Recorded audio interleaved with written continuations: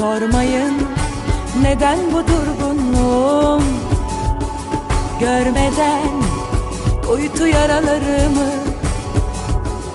Sormayın neden bu huysuzluğum, bilmeden saklı duygularımı.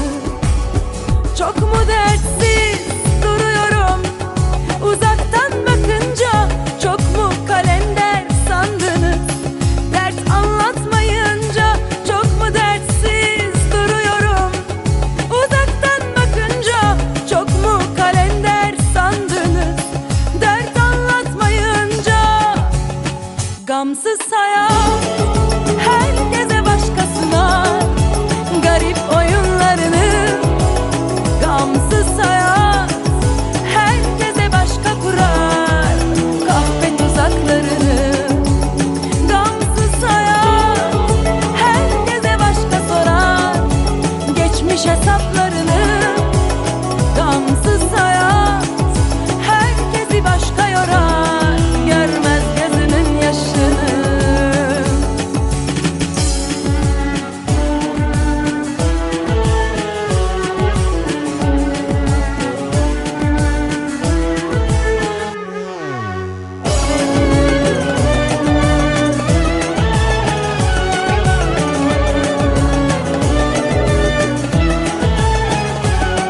Sanmayın biter bu durgunluğum, sarmadan kuytu yaralarımı. Sanmayın biter bu huysuzluğum, açmadan saklı duygularımı. Çok mu güçsüz duruyorum derdimi paylaşınca, çok mu çaresiz dersiniz dertten ağlayınca? Çok mu güçsüz duruyorum derdimi paylaşınca, çok mu çaresiz dersiniz dertten ağlayınca? Gamsız hayat herkese başka sunar garip oyunlarını.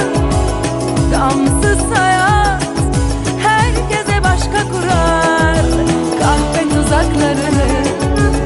Gamsız hayat herkese başka sorar geçmiş hesaplarını.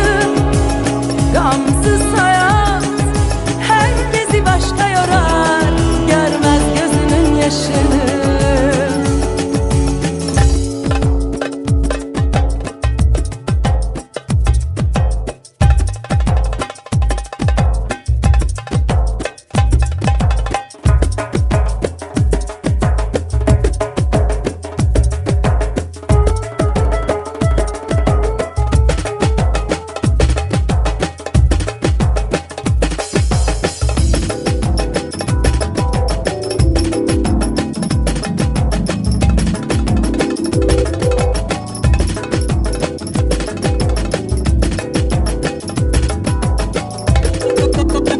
Gamsız hayat herkese başka sunar garip oyunlarını. Gamsız hayat